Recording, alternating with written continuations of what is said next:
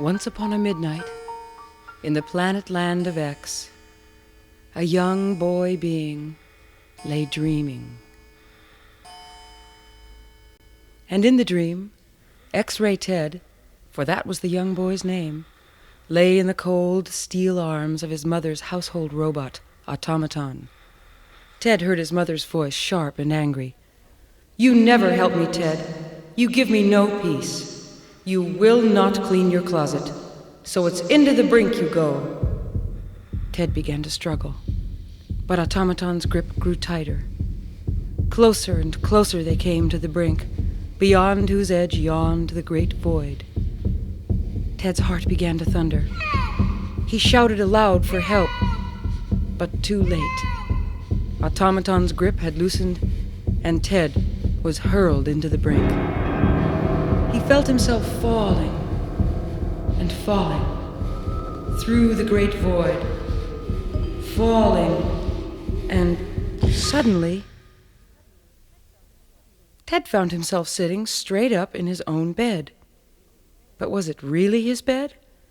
He reached out his hand, and there, just like always, was his dog, Sirius, curled up at the foot of the bed. "Wow," said Ted, aloud in the darkness. "What a dream that was!" The clock struck 1, and a beam of light entered the darkness of his room. It seemed to be coming out of his closet door keyhole. Sirius raised his big head and stared at the closet, a low growl filling his big chest. Ted's eyes widened at the sight of the light. Being more curious than afraid, he got out of bed, the big dog following closely behind. Sirius growled again, and Ted grabbed hold of the chain around his dog's neck. Together, the boy and his dog walked slowly and carefully toward the closet door. The strange beam of light seemed stronger now. Its golden, buttery glow was gradually filling the darkness of the room. Holding his breath, Ted reached out his hand, turned the doorknob, and opened the closet door.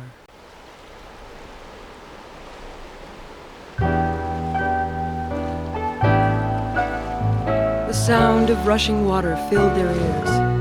There, where Ted's shoes and toys and clothes usually were, ran the most beautiful emerald green river that Ted had ever seen. Ted had opened the door to a new and beautiful world filled with golden light and a crystal clear running river that seemed to beckon him. Before he knew it, Ted had stepped through the ordinary door into an extraordinary world.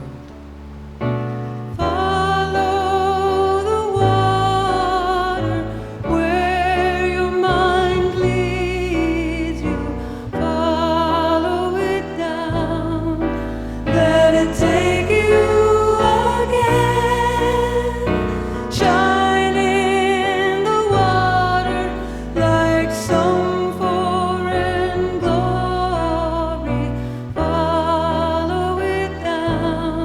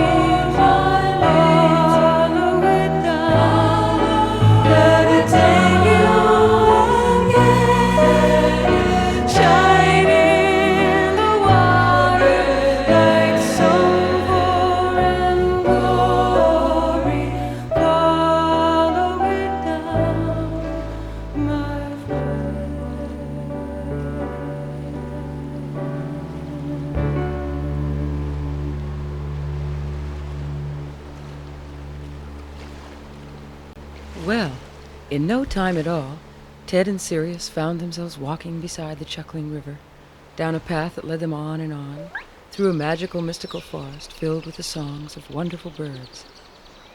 The very air seemed perfumed with the flowers all around. Flowers all the colors of the rainbow.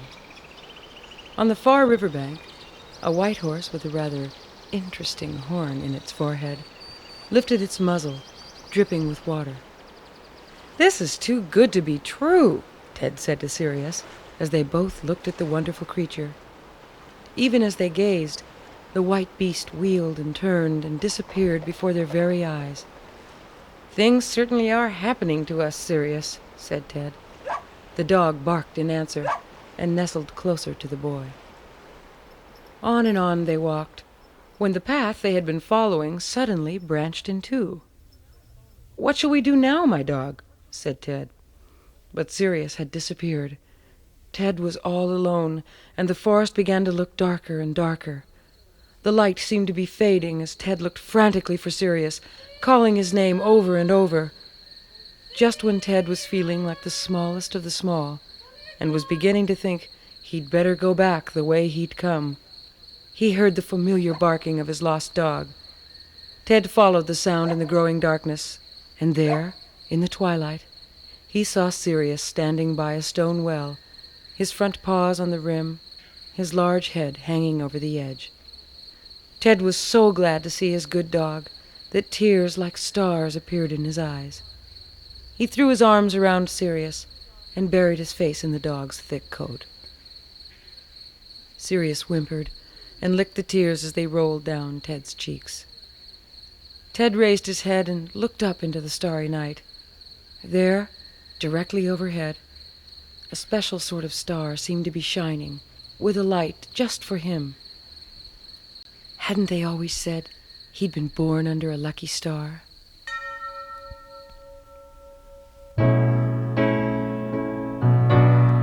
He put his hand on the well, just in case it was of the wishing kind, closed his eyes and wished very hard, a wish as big as the universe. Live for the day like the mayfly, fly high, let your heart soar, heartbreak ahead if you let it get you down, be a cloud, turn it around and try to live just for the day.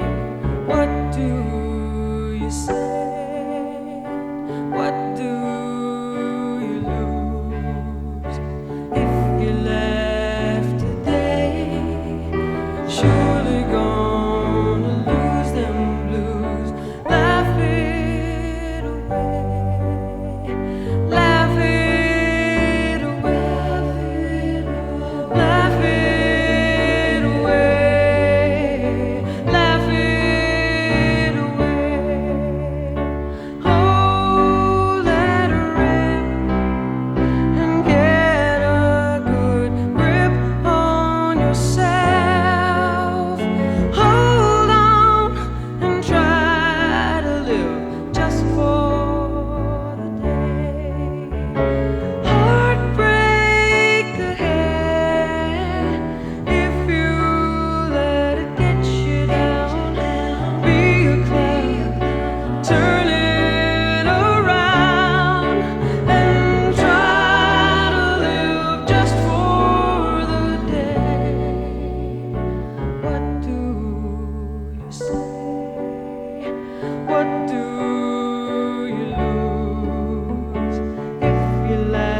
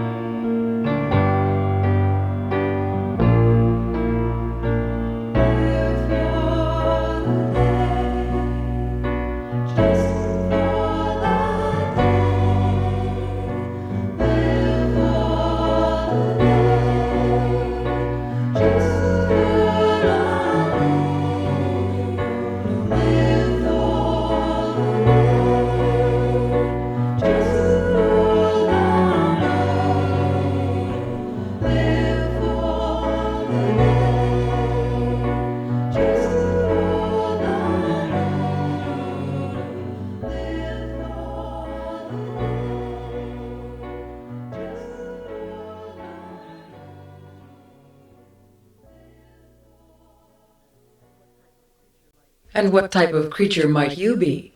said a voice out of nowhere. "You have no tail, nor scales upon your hide, while your tailed attendant is hairy and speaks an unfamiliar tongue. Overshine, Snowblink." And suddenly, a light cluster appeared in the air, penetrating the shadows like a beacon. Ted looked up at the light, then around him in total amazement. There, on the edge of the stone well, sat a creature who looked like no girl he'd ever seen. She was dressed all in rainbows, her skin was golden, and actually seemed to glow from within. She tossed her chestnut hair and looked straight at Ted, her brows knitted in puzzlement. "Is it an android you are, or are you a quasar?"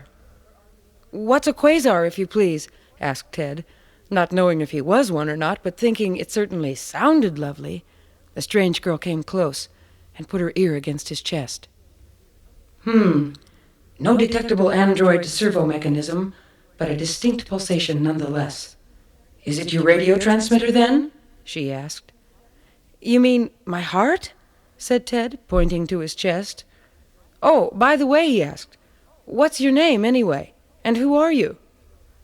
"I am called Glory, and that discrete package of particulate energy up there is named Snowblink," she said, pulling forth a pocket-sized box and pointing it at him. "What's that?" said Ted, backing away a few steps. "A lucimeter, of course," Glory retorted. "It won't hurt you, boy. It just measures photons. You know, the amount of light energy you contain within your body." Ted didn't know, but nodded as if he understood. "And am I a quasar?" he asked hopefully. "Well," said Glory doubtfully, "you are somewhat like a star, in that you do seem to glow by your own light, even though it measures rather weakly. And I can see you, and we definitely heard your radio waves, so you might be a quasar. Perhaps I should take you with me and ask the others. I suppose we'd better take your companion as well, eh?" "His name's Sirius, and he's a dog, and my name is Ted, and—" The words seemed to hang in the air as Ted and Sirius and Glory and Snowblink were whirled and twirled in a funnel of light. And when it stopped, they were not where they had been before.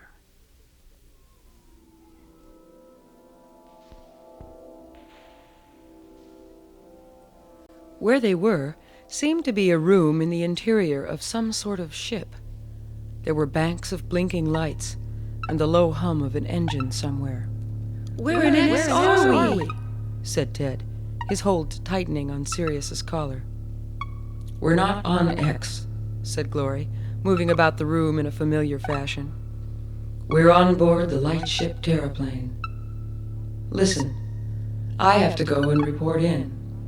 If there's anything you want to know, just punch the red button on that console, and anyone will answer all your questions." "Wait," said Ted anxiously. I don't understand." "Come here, and I'll show you," said Glory, beckoning him over to a nearby console. Her eyes held amusement as she punched a button and said, "Anyone there?" And a voice from somewhere else said, "Anyone here, at the ready?" "Please identify this collection of localized light pulses, at the ready." Name, X-ray Ted.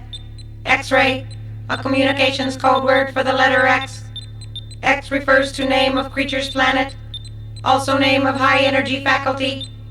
Faculty X contained in light unit known to creature as heart.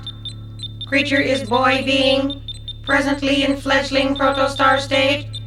Has possibility to extend to population 1 star according to luminosity scan. At the ready." "You see?" said Glory.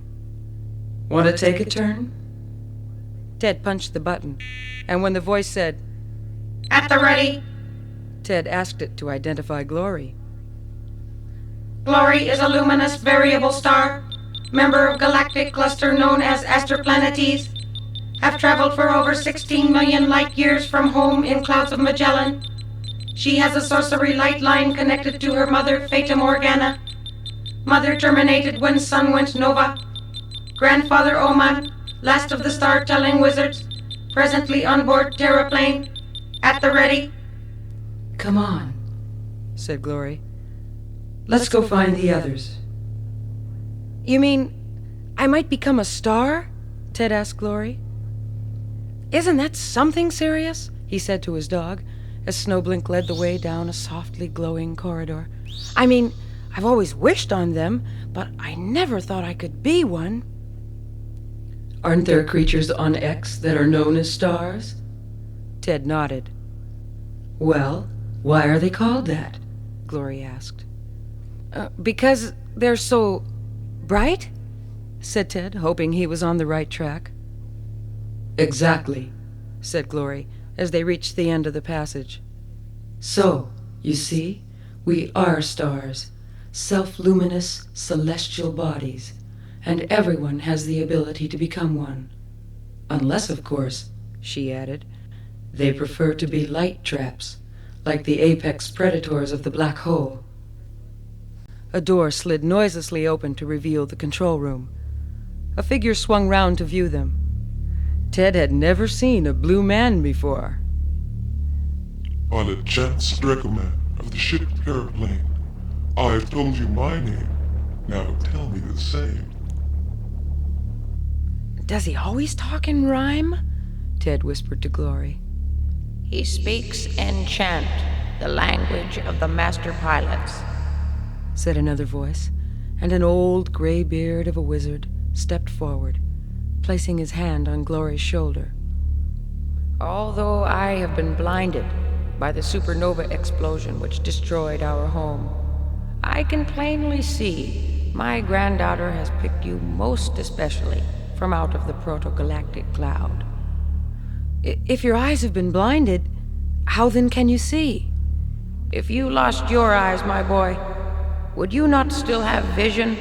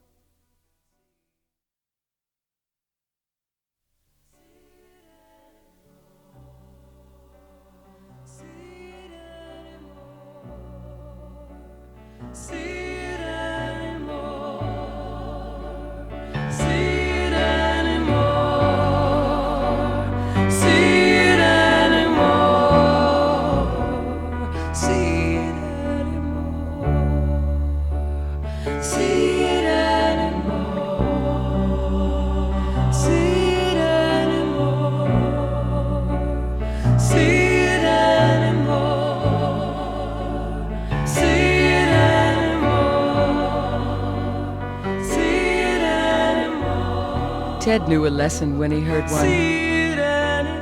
And now, what is your wish, my young star? A wish? Said Ted, a question all over his face. Yes, said Glory. You're here to learn. You're on your way to the stars. Sirius barked with excitement. His chant spun round in a swirl of blue delight.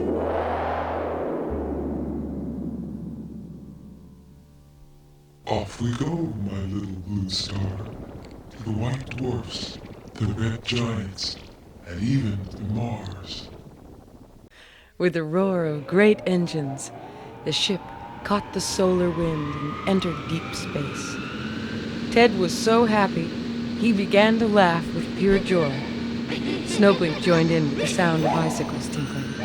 Everyone was full of laughter and light as they passed the merry dancers, who waved and twinkled.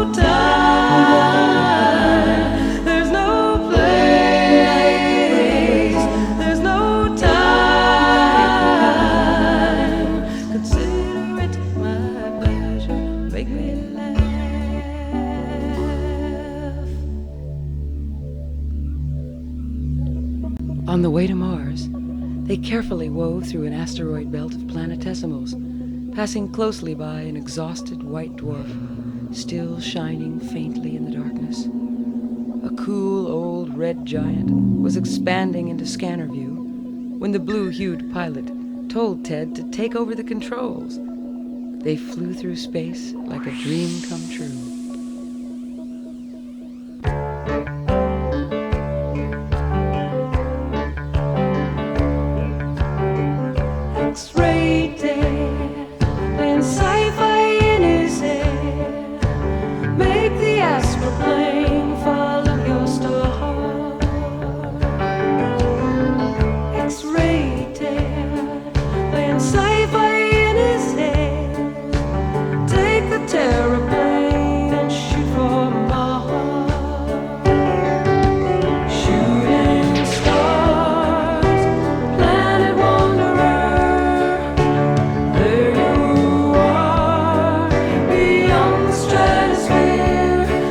Just a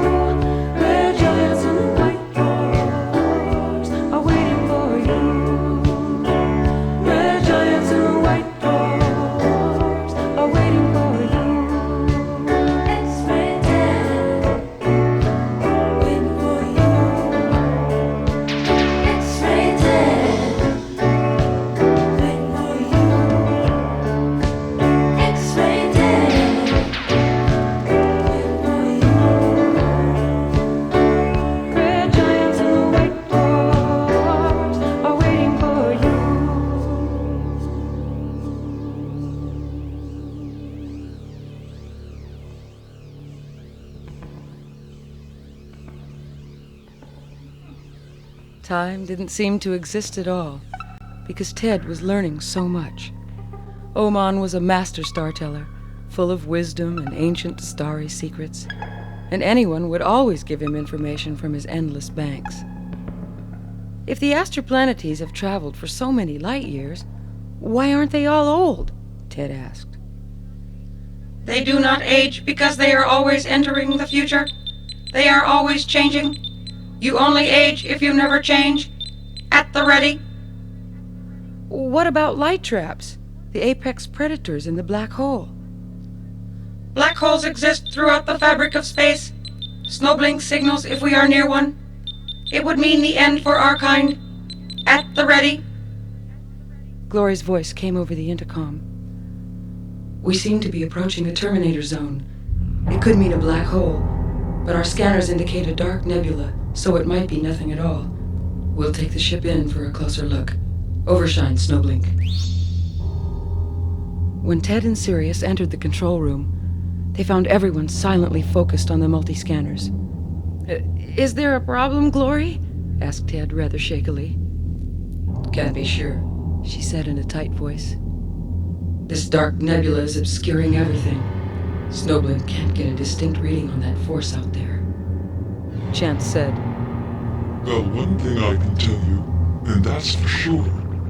We're slowly being pulled in by an apex predator.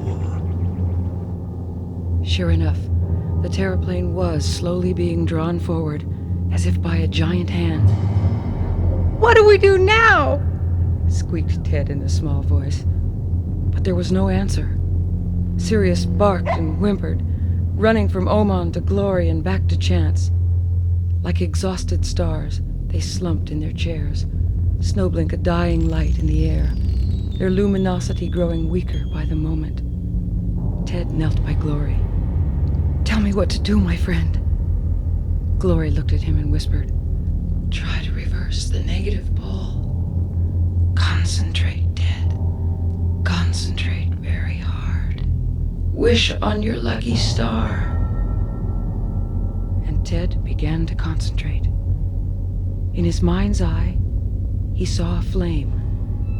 Its light was growing dim. With all his might, he held the flame in his thoughts, concentrating on making it grow brighter. As he thought of how he loved these wandering stars who had helped him achieve some brightness, he felt the flame flicker and grow. He called upon his Faculty X, the magical power deep inside of him. The pull of the negative energy was incredibly strong, but Ted's love for these creatures of light was stronger. Sweat broke out on his forehead, and he thought of one thing only. Light! Light! Look on the bright side. Think only of light. Don't let the midnight oil burn low. No, don't let it burn out. Let's see how things turn out in the end. Don't let the midnight oil burn low. No, don't let it burn out. Let's see how things turn out in the end. You know you need a friend to the end. I know you've heard it said before. In the end, you know it all comes down to love, down like water from above. That's what it's all about. Don't you think it's so? What else are we here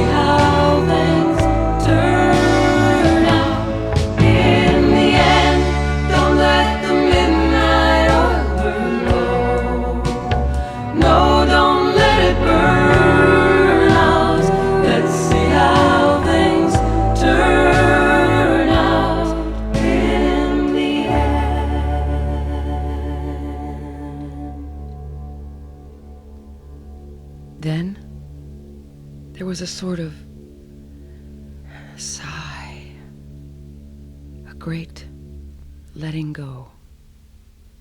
And Ted's eyes flew open, wide and staring. What had happened? He was back in his bed, in his room once again.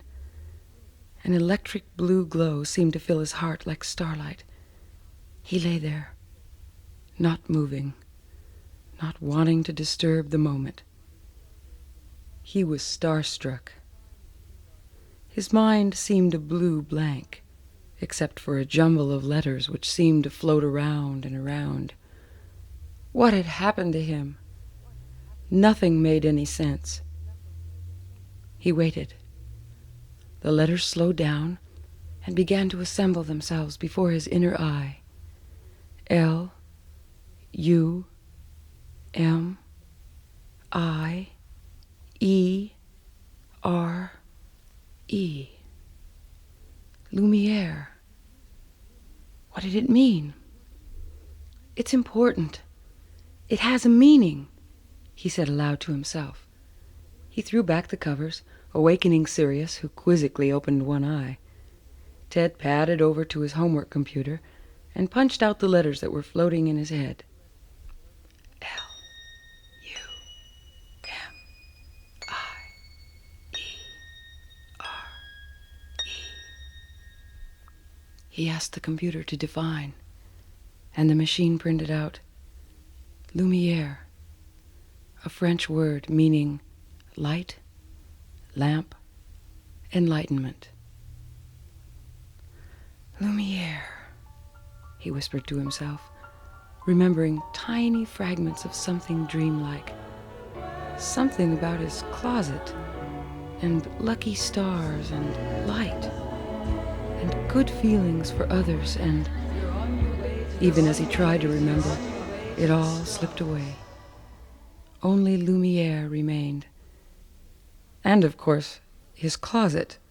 Oh, gosh! His mother had asked him to clean it up, and he'd forgotten all about it. He ran over, opened the closet, and began ordering everything that was in there. Ted did not hear his mother as she came into his room to wake him for school. She saw him hard at work, cleaning his closet, without her even having to ask him again, all the while chatting light-heartedly with his dog. She noticed that his homework computer was on, and as she was about to turn it off, she noticed there was an entry on the screen. Lumière, she read under her breath. Light, lamp, enlightenment. As she switched off the machine and quietly left the room, a wonderful sort of glow seemed to fill her heart. She thought to herself that her son was certainly something, studying enlightenment and cleaning his closet all on his own. One thing she knew for certain, X-Ray Ted was one bright boy. More than ever, she was sure that Ted must have been born under some lucky star.